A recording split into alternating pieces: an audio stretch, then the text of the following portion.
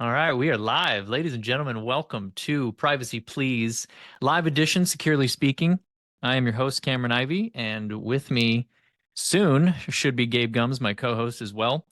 We have a really special episode today. So just want to thank everyone for taking their time to join us on this Valentine's Day special episode. But we have a special guest, Heidi Saas. Heidi, how you doing today? I'm doing all right. Hey, everybody. Thanks for coming. It looks like you're standing right now. I feel a little jealous. I don't have a standing desk at my house. I do this so much that if I don't have a standing desk, I don't get up. Yeah, it's fair. I've actually been looking at those little treadmills that you can put under your This desk. is this is a bookcase. It's just a bookcase with all my law books on it and a couple of shelves, and I put a laptop holder on top of it and lights. I put my foot there, right? When I get tired of standing, shift my weight, whatever. But yeah, Yeah. it's nothing fancy. I don't have any kind of, fancy treadmill desk. That's too much. Yeah, you got a nice setup going on. I like it. I live in this box. I don't get out of this box often unless people pay me to come scare them in person. Well, Heidi, what we like to do on this show, obviously, you're our star, and thank you for taking the time to join us as people roll in. But why don't we kick things off and just start with you telling us a little bit about yourself, where you came from. Everybody's journey is different, right? And that's what's so beautiful about the privacy industry. And would love to learn where you came from and how you got to where you are today. All right. Well, I started, I would say, in consumer rights. So that's kind of where I started my journey into privacy. When I was working in consumer rights, was dealing with debt issues with people during the financial crisis. And at that time, they were buying and selling commercial paper in just Excel spreadsheets. They didn't have supporting documentation. It was very shady. And so we decided we would do what we could then to help consumers by not charging a billable hour and charging based on success that we achieved for them and negotiating lower amounts to pay on valid debts. And on ones that weren't valid, we would draft the documents and prepare them to go into court pro se to argue it on their own behalf. And so in those cases, we got a lot of debt wiped out because, if you're going to sue my client on a contract, I'm going to want you to produce that contract. And I know you don't have it. Right. So, we were able to help a lot of people that way. I managed over 200 lawyers on all 50 states. And at that time, we were, actively lobbying for Dodd-Frank and the establishment of the CFPB because we need an agency to look after the consumers. The FTC's good as a cop on the beat, but we need someone looking deeper into these issues. And so the CFPB was created. 13 years later, it's now in a position where it's starting to do some things. Mm. So when I'm a little hesitant when people say we need an AI agency, like I've learned from experience, it takes a very long time to stand up an agency. So, and the government's not particularly good at doing anything. So, I mean, do you really want to give one agency control over that? All agencies should have, AI officers in them. So, Yeah. when I was leaving consumer rights, I thought, well, all we are is data. I've got to, learn as much as I can about that when I come back into the workforce after staying at home to have a few kids. Because honestly, like motherhood is where legal careers go to die often. So, it's kind of a choice that you make on what path you want to take after that. So I decided to learn privacy and data technology and as much as I could about that to fight consumer Hmm. rights violations where they're happening. So I started working in privacy, took the CIPP exam in 2019, and everybody was talking about the GDPR and cookie banners and this and that. But it was so enterprise heavy. I thought, well, Mm. nobody's really looking at what's causing the issue. So I wanted to learn more about behavioral economics, targeted advertising, behavioral profiling, algorithmic bias, all of the dirty details about data, how it's used, how the tools are built, all of these things. So at this point, I feel like the world has come all the way back around to where I am, and now they're looking for people to say we're ready to listen. So it's an exciting time, and I'm not the only person. There are a lot of other people that are in this role that have this skill set, and they're being overlooked. What I'm seeing right now is that they're being replaced by pale males from Yale because they went to law school and stayed at the Marriott or what other qualification they needed to take this job. But they're superseding the hardworking women who have been there all along, using all of their talents and efforts to keep the ship afloat. Mm. So that's disconcerting. This used to be a female-led industry, and once there was money in it, then everybody else started showing up. So it's starting to dilute, the original, makeup that I thought was so encouraging. Yeah. I still have faith for our privacy community, but I started doing outreach on LinkedIn and working with other people and things like that in addition to the work I was doing because consulting in the early days, they weren't ready to listen to what I had to say. Like, they said, and I told the FTC this too. They said, we understand this is a solid program for privacy and, it's probably the right thing to do, but we don't want to invest in it right now because we don't really see any threats on the litigation or enforcement landscape. And I heard that enough, and I said, "You know what? Let me see what I can do about that landscape for you." So Yeah. yeah, that's when I started branching out and trying to move towards positive change in this area because I didn't see really too many other people doing it. So I'm encouraged by the support that I've received. Some people just think I'm saying scary things and scroll right past. But you can't really deny it when you see those scary things happening in the world around you later on. Right. No, that's great. That's so amazing because I mean, you said a lot of good things there. And I want to kind of take it back a little bit. Obviously diversity in this realm is so important, and you can see it's growing and growing, especially for women in privacy.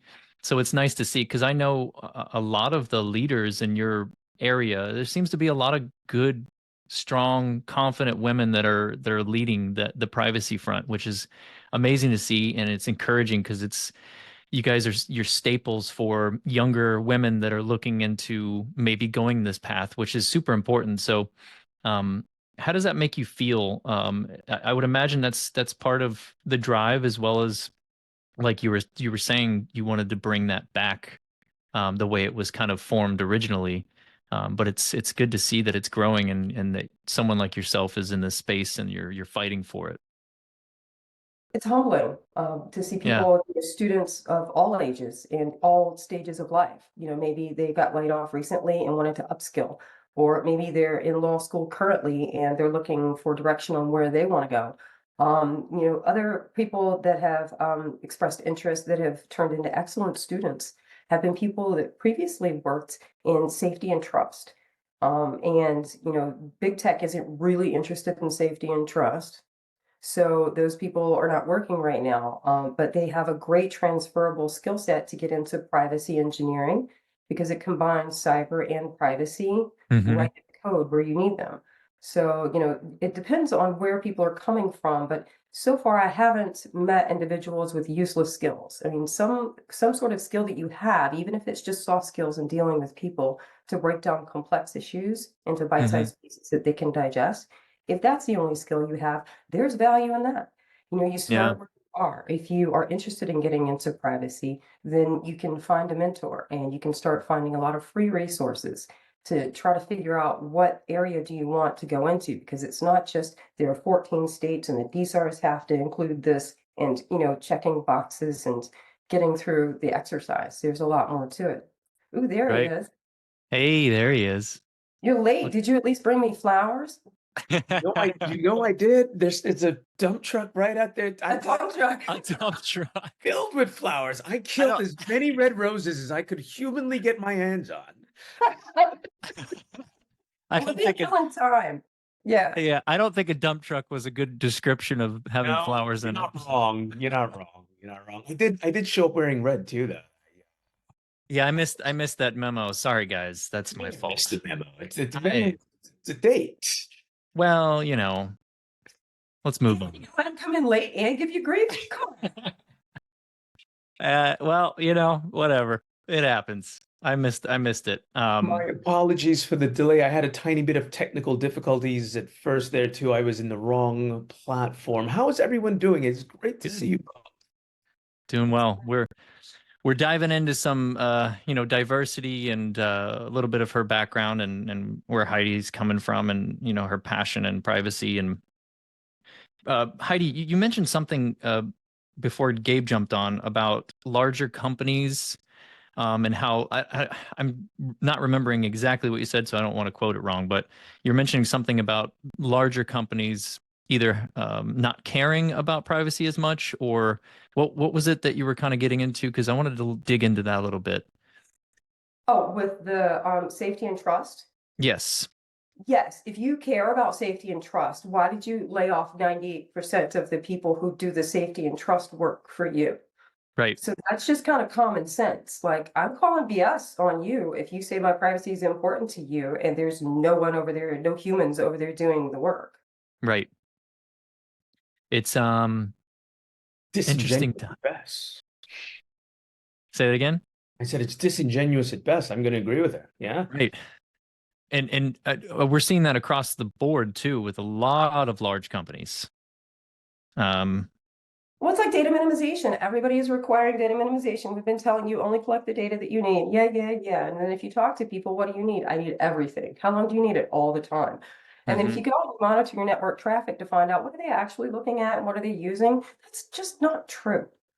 So, yeah, in a lot of cases, then you tell people shut off their access and see if they complain. If they don't complain, they didn't need it. So, purpose limitations and access controls are how you affect your corporate governance documents into your tech stack. And if you right, don't, that's unfair and deceptive. That's a violation of Section 5. You can have policies all day long until it right. says, the same thing in the tech stack, in the back end. It's just not true. Do we have an enforcement problem or do we have an apathy problem? You know, we get a series of problems here. I'm going to back us up to data, to the beginning of when data started to get its power. So in 2002, Google built AdWords and quickly realized the power of big data and also the obstacle of the Fair Credit Reporting Act standing in their way. Oh, I'm not going to be able to comply with that thing if I need to build this. So they went and got an exception. In 2003, Congress passed FACTA. They sold it to the American people as you have now more control over your credit report. You can ask for a credit report once a year and then fight with them to change what's wrong. Mm, But also, the rapacious plaintiffs bars run away and oh my God, we're just overrun. These lawyers are just so hungry and greedy. And this isn't even about consumer rights. And so we've got to have tort reform. And so that is how they got it passed because it was during the Bush administration. It was all Republican everywhere, everything. yeah. So that's how that passed. It created what's called a reseller exception. The reseller exception says if you're one of the big three credit bureaus, then you have to follow the rules of the credit reporting agency. And if you're not, you can do whatever you want. And they did. Hmm. Your rights under the Fair Credit Reporting Act include the right to know what data they have, the right to correct it if it's wrong, the right to opt out of mass marketing, and a private right of action to sue them if they don't afford you these rights in a timely manner. And it only covers 5 particular areas. So that's going to come back. So housing, education, lending, employment, and insurance are the 5. Those are coming back. The CFPB is bringing those back. They're repealing the reseller exception and Hmm. saying in these live critical areas, people need to have some agency over the information used against them, right? So more people are going to be declared credit reporting agencies, which is why you see mergers and acquisitions and people scurrying real fast to call everything, first party data, even though that's totable. So that's what's happening. It's coming in the next 2 months because they proposed the rules in the fall, and then they had the small businesses review it, and they're reviewing comments now. And Chopra said they're going to drop those new rules this spring. So that's going to come up pretty soon, and businesses are going to have a lot to deal with a private right of action on some of that data. Help me understand that little skip you did there. That's interesting. So there's some sleight of hand that I can do to make my data appear to be first party data, even though that's not how I acquired it.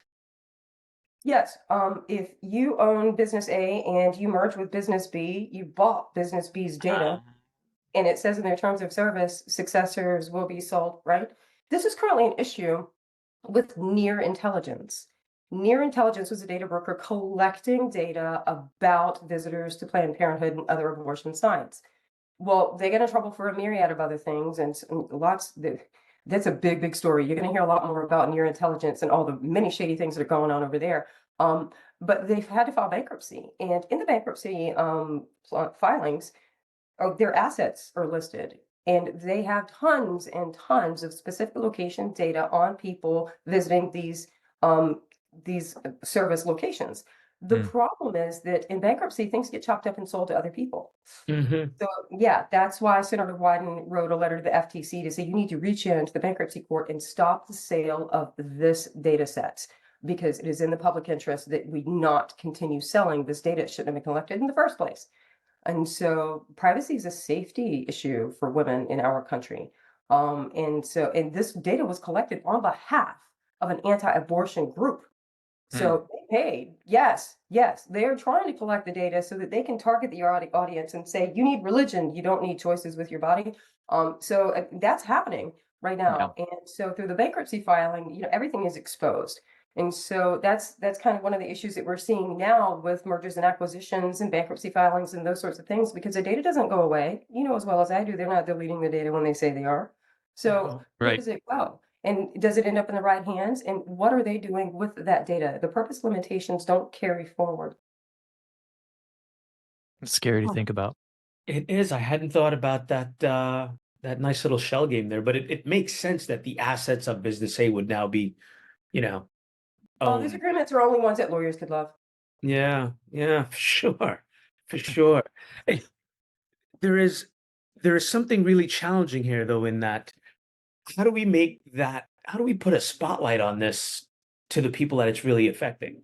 I mean, we can sit around this table and talk about it, and I think that's very useful, but like from an action perspective, because you got me riled up now, like what do we do? I've been riling people up for 5 years. Welcome to the party. Don't get mad yet. I'll show you some charts. I'm gonna blow your mind. No, I've been doing this for a long time. Regulators respond to outrage. And so, it's not that I set out to generate outrage. It was more to educate people because people already don't trust. And, they fear what's happening to the point to where they've just resigned themselves. Oh, I don't know, and there's nothing I can do about it. Oh, but there is. So, I've been asking them the same three questions when I get out in a crowd of people at a music festival, at the post office, waiting in the store, in the line at the grocery store. What does privacy mean to you? Right? Right. Do you know what data brokers are? And do you know how to change the privacy settings on your phone? Mm, And that's enough for a full conversation because you empower people with a little bit of information and an action that they can take to do something and feel better about it. Yeah. That also inspires curiosity so that later, and another reason why I do public speaking, to inspire curiosity so that later you look into these things on your own and you slowly but surely start to connect the dots in a way that makes sense to you. And then you start to share information with other people that you care about. Because everybody's upset about this. It's a bipartisan issue. It's a human issue. Mhm. So it hasn't been this way always. I mean, think about 15 years ago. How did you do your job? You had three things: email, Word, and Excel. And we were running the world. We were doing fine with those three tools. Look at your desktop now. No TikTok. Look at your desktop now. How many things you got on your desktop now? Like, do you really need all this stuff? Because you used to, your job hasn't changed too much from what it was 15 years ago in theory, and you only had three tools then. So Yeah. there's a lot of snake oil out there, and I think trust is coming back. Social proof is important. That is the remedy to disinformation. Social proof. Where are you getting your sources? Do you trust them to bring you quality information? It's Right. targeted advertising hasn't been around forever, and it won't be around forever, especially behavioral targeted advertising. It will not be around forever. And those who keep resisting the inevitable future are going to get eaten alive. And I'm excited for that day because I'm tired of telling you the same thing over and over again. So consumers are angry. They're not going to get any less angry until they see change. Congress is not going to bring the change that you want to see right now because of a conflict of interest. They need this data so that they can run their campaigns, raise dollars, and keep their jobs. Yeah. Yeah. That's strong. I had a thought and now I went blank. All right, so I'm going to talk about the money for a minute. I did Yeah, let's go to a that. couple of weeks ago, and I went and was presenting to the audience, and I said, almost $600 million was spent on behalf of your industry last year to get Congress to do nothing. Can you think of other ways to have spent that money to achieve positive goals that you have, other than to get Congress to do nothing? And there were 2,571 lobbyists that were assigned for this industry to lobby on their behalf. And I said to them, that's a lot of lobbyists. Does anybody know how many votes there are to be influenced on the whole of Capitol Hill? Do you know? 535. That's it. In the House and the Senate, 535 votes to influence. And yet, billions and billions of dollars are being spent to influence those votes. The election this year, That I mean, that one super PAC on the Democratic side has announced that they have already done an ad campaign spend of $140 million to raise awareness in female voters. There are not 140 million female voters of voting age in this country. They're spending over $1 million on every single female voter who's going to show up and vote or not on their own without this ad spend. So, and that's just one PAC. And we're at the very beginning of the cycle. Imagine how much money is going to be spent per vote so these few people can do their job, which currently is not getting much of anything done. It's a ludicrous waste of money, and it's all fueled by targeted advertising. So whatever law that we get, most likely Congress is going to carve out an exception for them to continue using our data this way. Following the money is always a good approach. Where I else? throw hot shame at them every chance I get. I love hot shame. I love hot shame. That is my Hot thing. takes. Shame is my thing. Yeah, absolutely. Where's that money coming from? Your grandma, who's being told that if she doesn't, Trump's standing behind her with like Biden going to stab him or something. Like, oh my God, we've got to say, orange Jesus. I'm not really sure, and it's coming from the people on the Democratic side. Like, they're going to take even more of your rights away to the LGBTQ community. Look what they did with Roe. And so they're trying to squeeze dollars out of them. They're scaring the hell out of people to try to get more money because the money is what shows the output that they're looking for. But is it the result that you wanted? I mean, how much money do we have to spend to convince ourselves to vote for either one of these old men? It's never going to end. So that's think. that's the power issue that we have in the standstill that we have with legislation and data. The other ways to achieve change or negotiation, which we've tried. We allowed for innovation, and then we tried to, once we saw harm, we tried to mediate that harm with the companies and say, you're causing harm, please make changes. Well, how's that working out, right? Right. Angry hearings with parents holding pictures of their dead kids, Congress still doing nothing about it. So, negotiation hasn't really worked. And so that leaves litigation. Oh, I was going to say sabotage, but you are kinder than I am. Litigation is it's the last resort, but we are there now. So the plaintiff's bar has figured out how to take these cases. The regulators are responding to the outrage from consumers. And so the walls are closing in from every angle when it comes to the human-centric view of data. All of these tools were built to process human data without any respect for human dignity. And you know as well as I do, That's strong. privacy is not an add-on. So some of these things require transformative change. And people are afraid of that because they don't know who to trust to say, here are the steps you need to take to make the change that you want.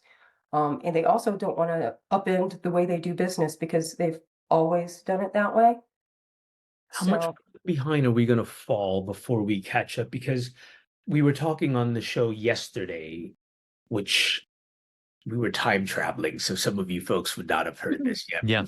But we were talking about, the proposed legislation coming out of California regarding AI protections, right?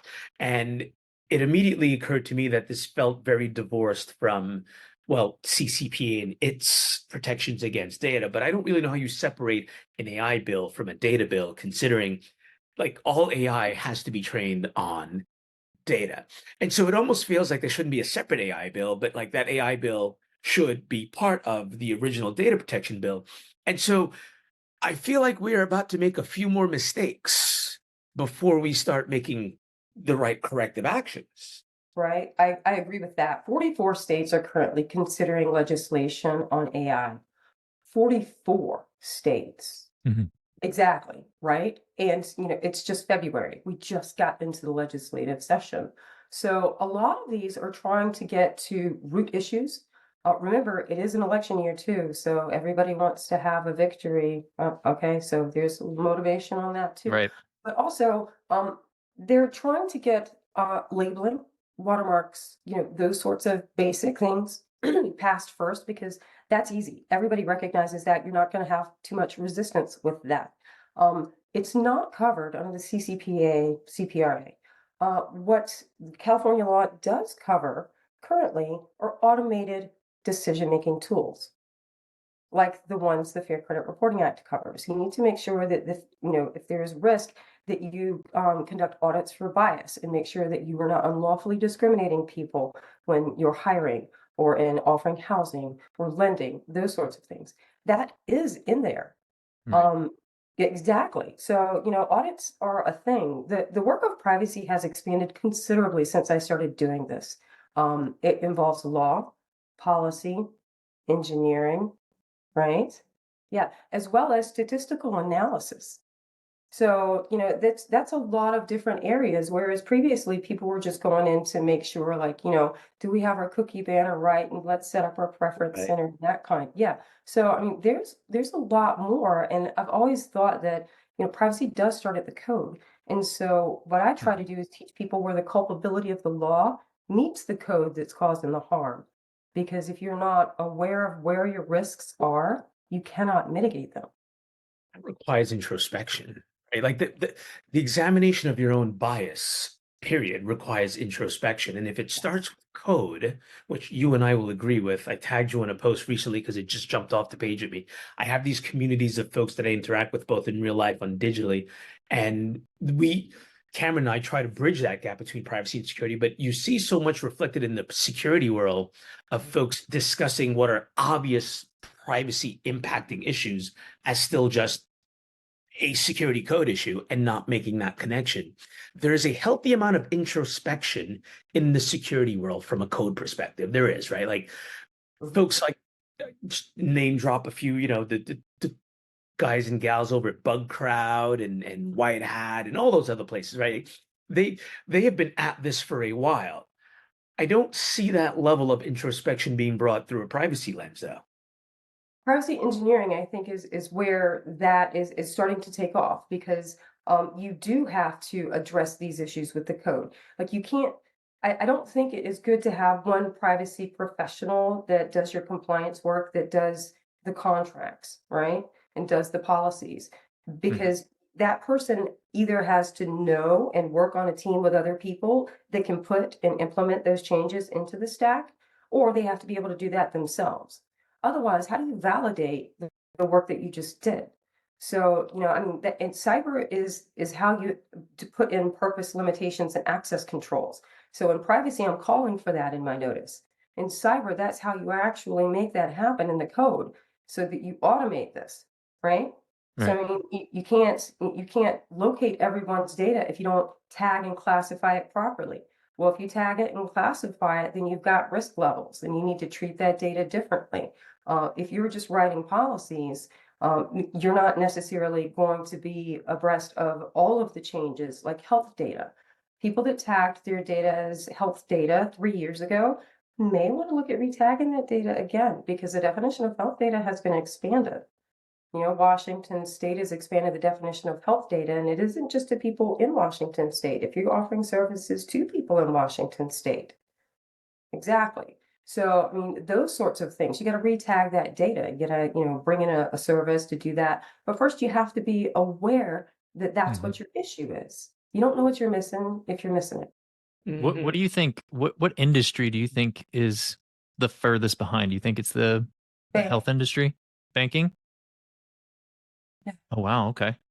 When's the last time you saw the monitor at the bank? Looks like DOS. You're hunting for function keys. Still only most of them still only allow for 4 digits as a PIN is bananas. So, and here's why. Graham Leach was passed in 1999. And then Dodd-Frank came later and made another, round of improvements. And states have addressed cybersecurity, here and there. But basically, every new law that comes out says, but we're going to exempt those with Graham Leach and, HIPAA and this and that. Rolling exemptions over time have created technical debt. Mm. If you don't have to invest in technical upgrades, then why would you? Right. Also, it's hard to give them a preemption moving forward if you're constantly getting hacked to bits. You cannot tell me that you have these covered under another law and everything is fine. You don't need the additional administrative burden of a new law because you already have it covered.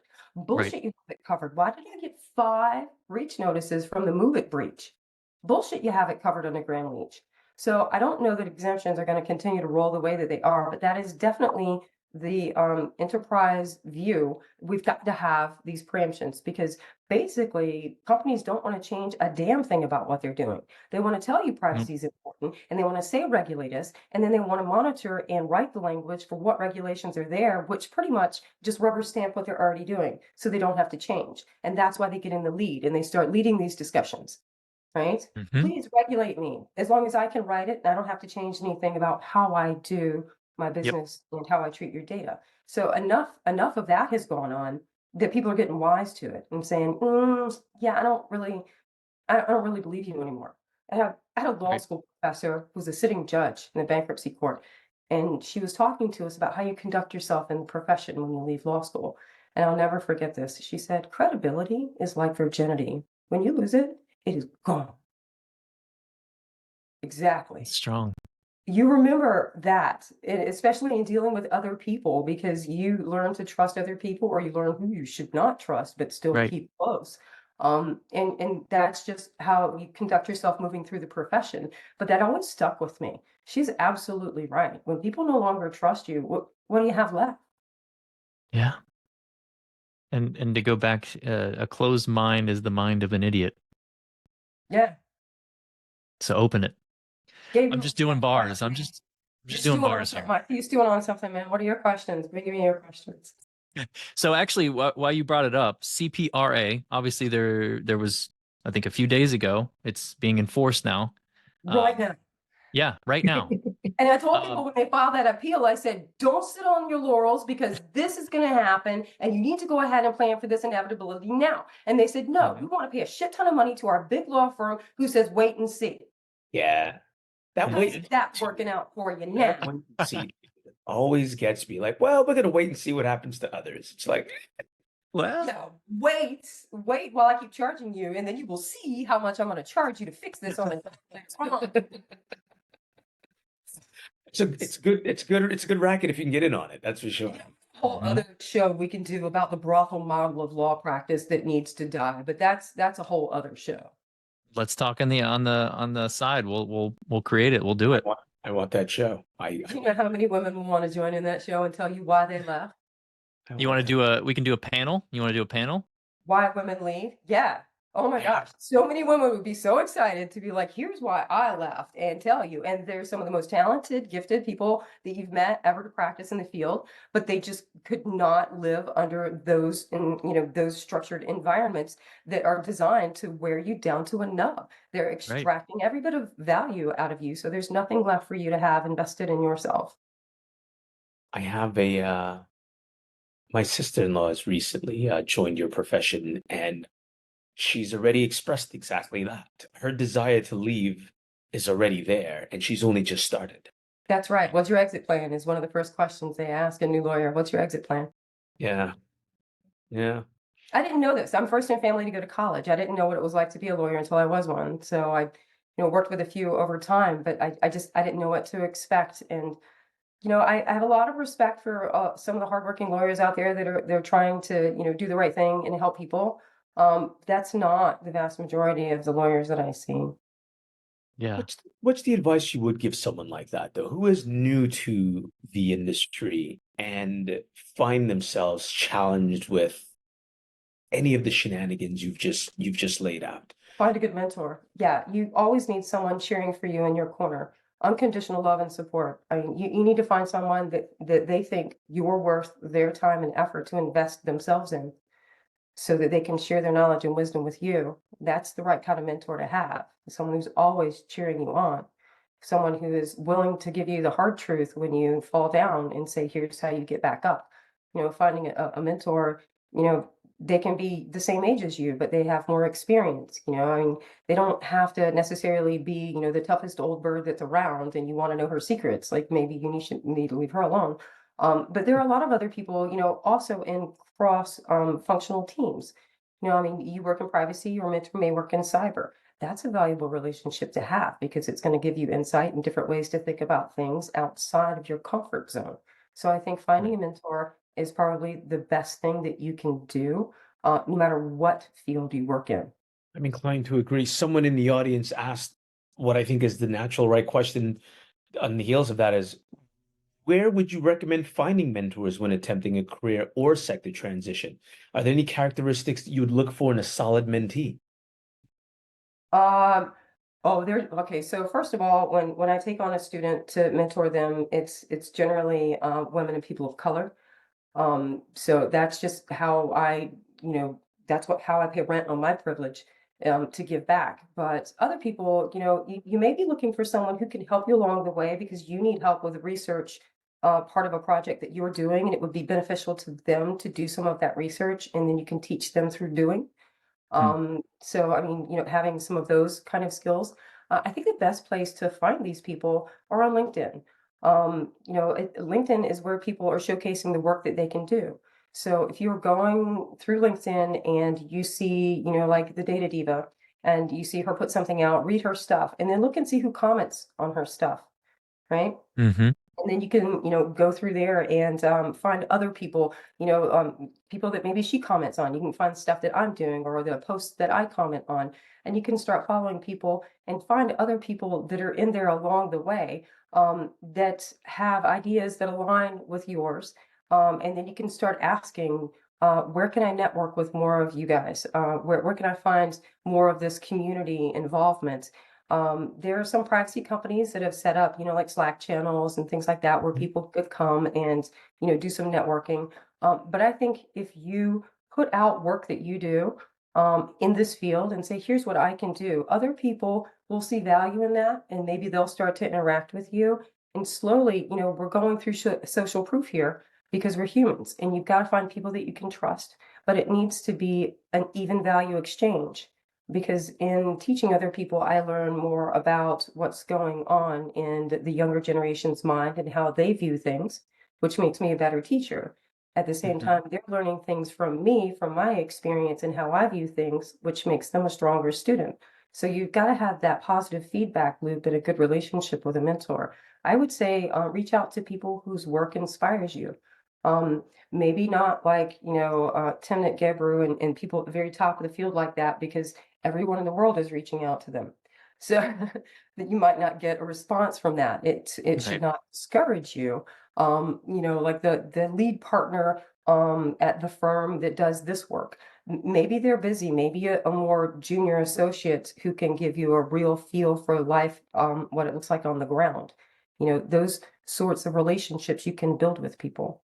And what about the second question? What are characteristics you look for in a solid mentee? I know you mentioned how you pay your social privilege bills. I love that statement. But beyond that, like what do you really look for in that individual? Curiosity. That's it. Right on. Yeah, curious. Yeah, that takes a lot because you have to be brave enough to say, I'm curious about this and speak it Mm-hmm. out loud. And then you have to look into it. And if you have the research skills to look into it, then you can start to analyze things. But curiosity is native to the individual. You either are curious or you're not, and things just go right past you. So I'm interested in those who are curious because they're the ones who are going to go and, do the deep research and find the things that you're looking for, have the valuable conversations with the curiosity. I think like that those comes with answers. Yeah, that comes with awareness. I think being aware um, of your surroundings and your community. This just to add on to what you said, Heidi. This community, since we've been a part of it, Gabe, is amazing. I can't imagine I can't even say like the good things that I can say about the people in the privacy community is just amazing. All the women, like you mentioned, Data Diva, and yourself and so many others. There's so many good characters that are in the trenches, responding to people, talking to people. So go out there and don't be afraid to reach out if you want to I connect and think be that's the key. curious. Reaching out is key. I mean, for Yeah. myself, I would have used the phrase, I've been lucky enough to have mentors close to me, but I think about your answer, Heidi, and the truth is that's a byproduct of networking inside of that community. And for myself, for the folks that I tend to take on as mentees, I don't usually go looking for them. It's a self-selection process for me. That's right. Yeah, they Yeah. come to you, and it's maybe 8 to 1 that I'll take one, and the other seven, I might have someone else in mind for you that would be a better fit, Yeah. or Hmm. just a hot mess still, and I don't have time to help you with your life right now. Yeah. Or, I mean, it kind of, yeah, it depends, whistleblowers come to me all the time. I don't do whistleblower work, they're just looking for someone that they can trust, that they can share their story with. And sometimes when they tell me these things, it's the first time they said these things out loud, so Yeah. Is there a it's platform that humbling. whistleblowers like privacy? I know there's lots of other whistleblower platforms, but do they really cover privacy issues? I mean, if you were, let's say, working at Facebook circa anytime and you wanted to report something that you found, what do you do? I'm not sure what they do inside their organization, but I have spoken to people who've left that organization and they came and dumped their dirty deeds on me.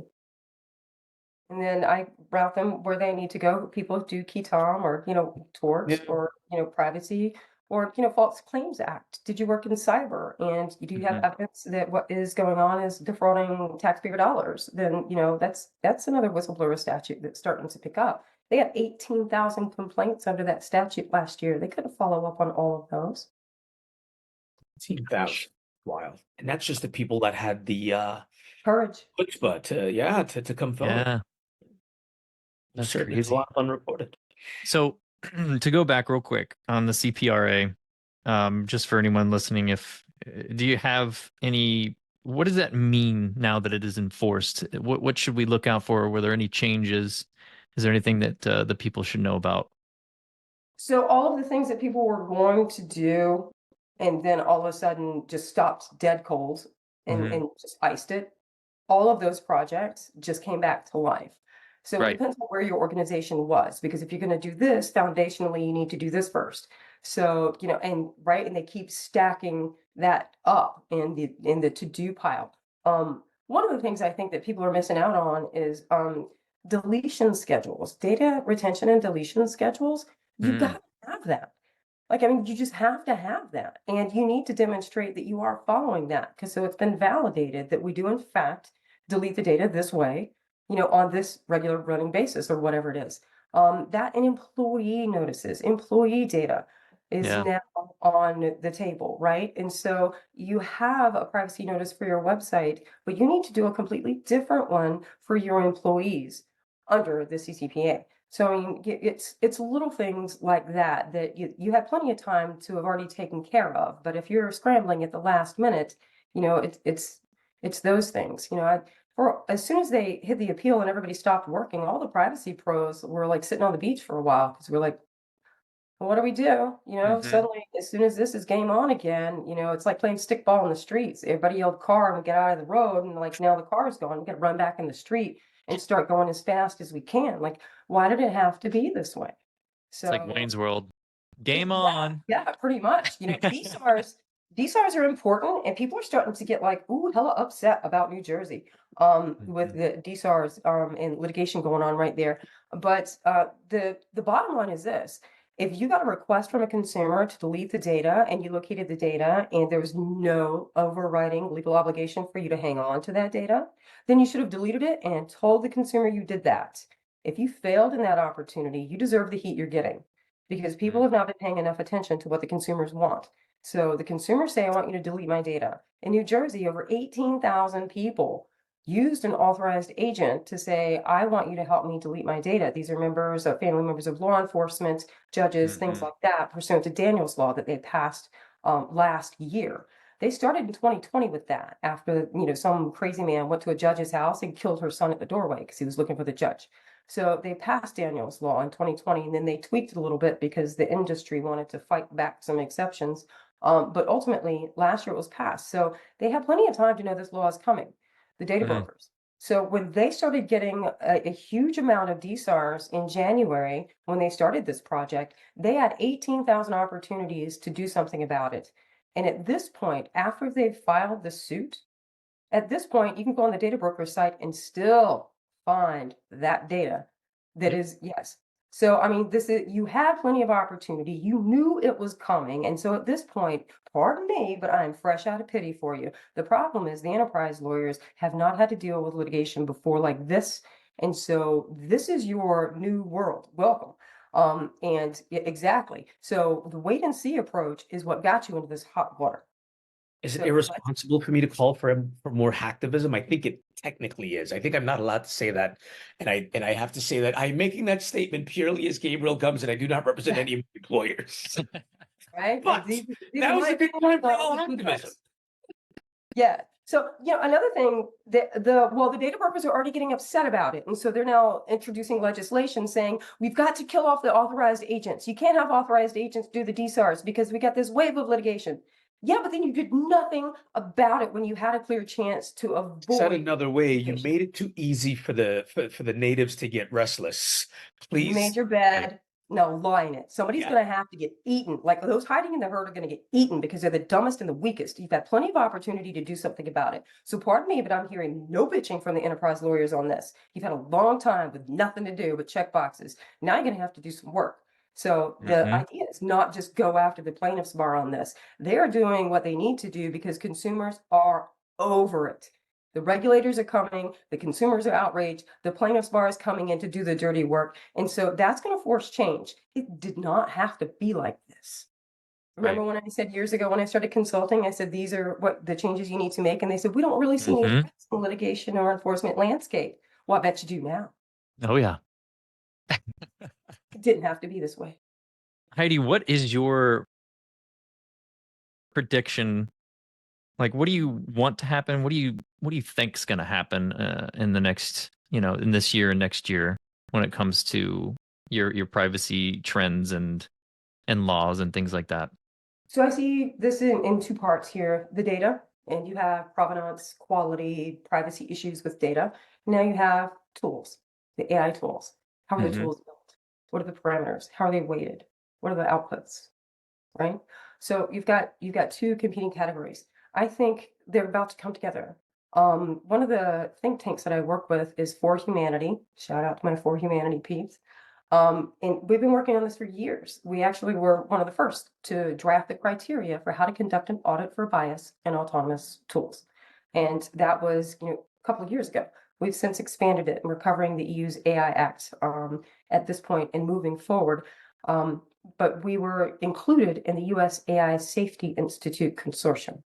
So our group, we're going to be part of the humans writing the rules of the road that will determine the future of AI. Now, That's Biden's cool. executive order applies to federal agencies and those who do business with the government. That's a big group of people. But Yeah. my prediction is that these rules are going to proliferate throughout the ecosystem. It's the That's enforcement that I'm always concerned with. Like rules are great, but it becomes a whole, rules for thee, not for me game when they can figure out their way around it via, well, a couple $1 million per voter, for example, right? Mhm. Yeah. Well, then it takes people like me who aren't motivated by money, who are willing to get in, throw elbows, and Yeah. do the fighting. So, I currently have my own case on algorithmic bias. I got so angry that I actually in litigating. So, and I'm not a litigator. I do strategy, but I'm litigating this one myself. Yeah, right. A recruiter came to me and said, I've got all these great jobs, and I said, what about my motherhood gap on my resume? And she said, our system is bad, and women with a motherhood gap are getting left behind. And and Wow. and, and I'm also having trouble trying to get businesses to overlook that gap when reviewing candidates.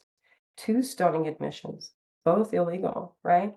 Yeah. So, Wow. she said she was going to send my resume here and there. Well, she didn't know I knew those people because privacy is small. So I DM them, hey, my resume's coming over. They didn't get them. And they didn't have any explanation for what they did with my resume, but they did feed it right into their system because I'm getting targeted advertising for, Right. right? And That's a so problem. I went to the EEOC with it. I said, they're talking a big game like they're going to do something with algorithmic bias.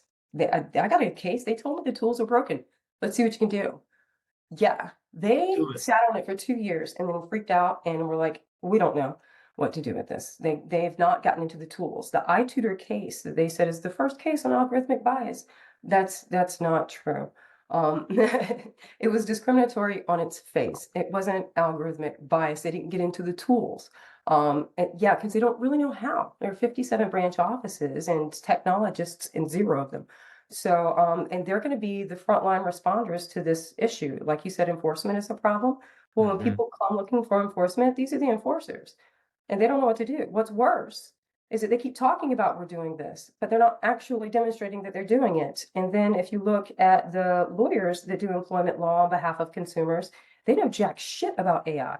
I had a Mhm. couple of them tell me I should pay them $700 to $800 an hour to teach them about AI, and then they would decide if they want to take my case.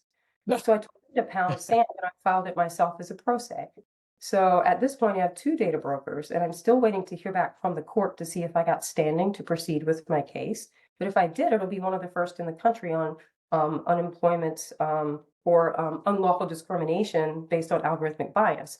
The defendant has said, we don't use AI, we use humans. But one of the defendants, their parent company is the second largest recruiter in the world. I mean, you did like $29 billion worth of business in data brokering last year, but you want me to believe you did this by hand? So I would be surprised if the court said there's really nothing here and then just threw my case completely out. So at this point, I've asked for oral arguments before the ruling on standing because they just keep spewing lies and I'm like trying to figure it out. So I don't know where this is going to go. To that point, do you think there's a problem in terms of technology being too far ahead of the people that are making the decisions on this exact issue? Yeah. They don't know, they don't even believe it almost. And they're just like, nah, this is not real. I was gonna ask, and then I want to address your question too directly as a technologist who almost made a mistake, a biased mistake with AI. I'm willing to own that because it's a very useful story. But my question to you on that topic though, Heidi, is it likely that the court comes back and says, it turns out the technology was biased and it broke the law, but it was an accident? The law doesn't account for that, hopefully, right? Like, oh no, the machine broke it.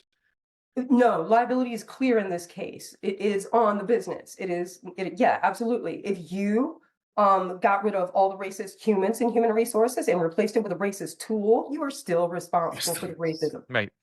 It's still your racist tool.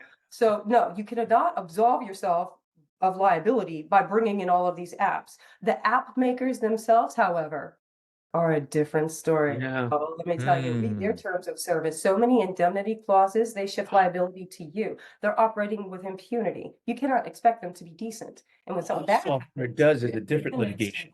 by yourself. Yeah.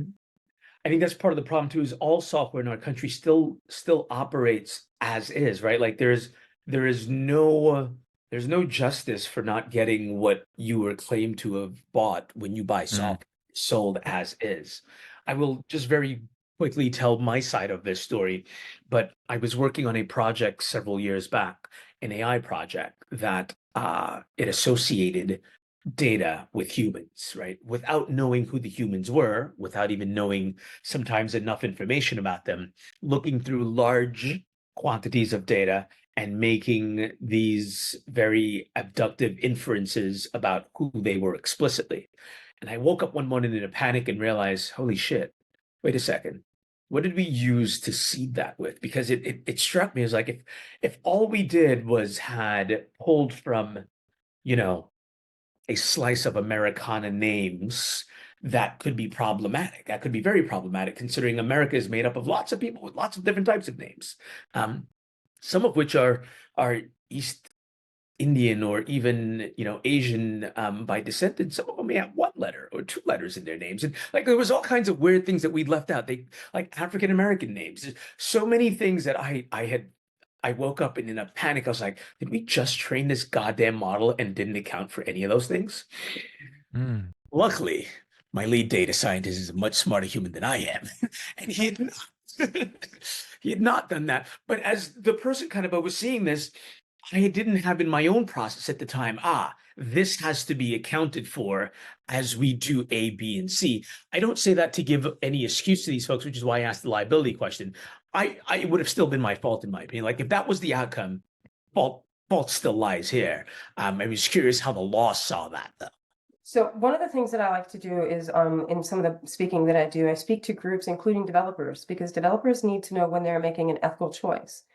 Because they're not trained in this. They're coding a widget in a 2-week sprint and make this thing work. Well, I am coming in to ask for you to pause at certain points. And at these points, it's an inflection point. you need to give this decision to someone else to make because it's an ethical choice, an ethics committee or management or someone else to make the ethical choice, and then come back to you to decide which way you want to code that.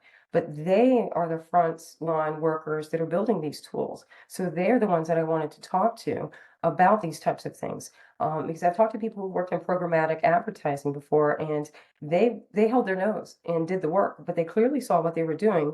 You know, if you have lookalikes for an audience of this kind of person and that kind of person, you only want to sell your thing to these kind of people, who are you leaving out? And is that okay?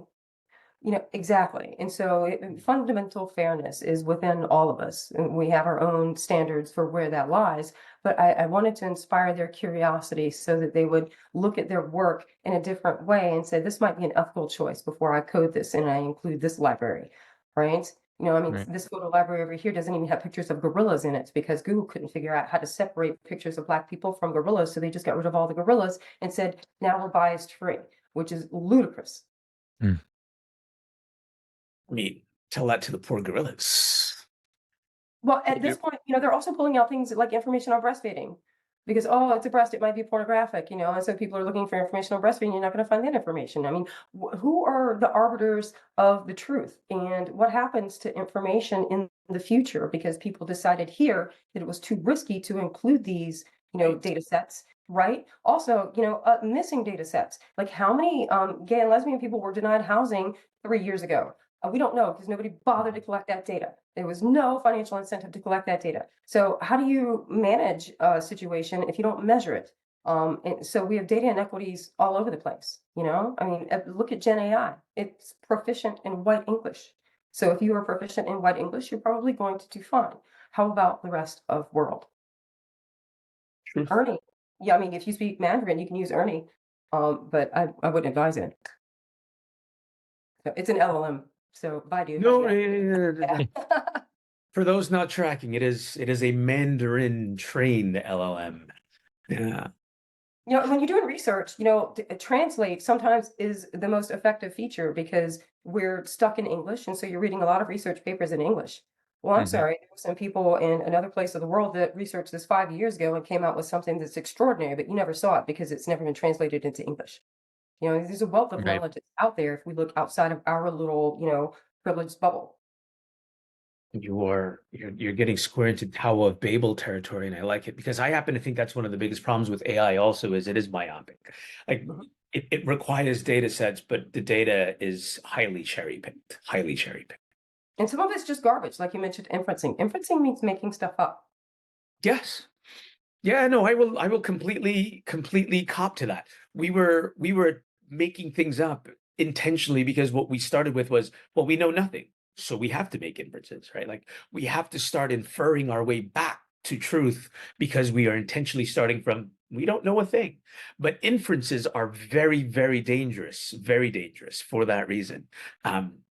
Yeah, there's an whole abductive versus inductive reasoning process that we spent a lot of time looking at that got us to kind of think differently on our heads about the mistakes we would make inferring things about humans, like inferring things about other people that we did not know. And there were lots of gotchas that could happen. You start inferring the wrong things about someone and associating them with other activities or other documents, even. It's like, Mhm. Like resume screeners. Yeah, resume screeners right now, like you can't code for this. I can't get a job because I'm an outlier. But right, resume screeners are trying to find the people in the middle of the road, Mhm. right?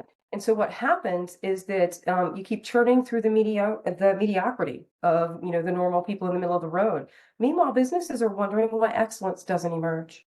right. Um, we'll be right back. No, I'm just kidding. We'll keep it right here. It is 3 minutes past. I don't know if you have a hard stop, Heidi. Just want to be Uh, respectful. no, I figured that this, you know, is live and I didn't really know what to expect here. So yeah, Yeah. Okay. go for We'll another go a few few minutes. minutes over. That's cool. I don't have Yeah. another date right after this. Okay. Good. Good. We're Yeah, your only that's date what you until told your me. yeah until your day date or your night date. Um, is there anything that we didn't talk about today that you want to talk about? That you want to bring up that might be important, or you want to shout I out to. want to encourage people to do a few things. If you're interested in getting more into the privacy engineering side, just because you want to know and understand more about what people are telling you, not necessarily because you want to do the privacy engineering work yourself, Nishant's book is Oh, fantastic. Yeah, privacy, data mm-hmm. privacy, a book for engineers. It's fantastic. You don't have to be an engineer, but it will tell you how stuff works. So I mean, that's a good resource. If you are looking to find out more information about ethical AI, responsible AI, whatever marketing term people are starting to use for ethics washing now. If you wanted to find trustworthy sources of information, For Humanity offers training, and it also has working groups. So if you are interested in learning more, then you can come and meet more people in the community. We have over 1,000 people now from over 80 countries. Wow. And there are so many different projects that you don't have to be an expert in your field to add value in one of the working groups. You can just, check it out and see if you like the people that are there. Maybe if you're looking for a mentor or something like that. But you have no imposter syndrome rules. So you have value just showing up. So that is a good place. Also, Shay Brown is teaching some very useful classes, and his company is Babel AI, BABL. And Shay is, he's got the right opinion, in my opinion, is we need to bring as many people into this as possible and teach them how to do this work.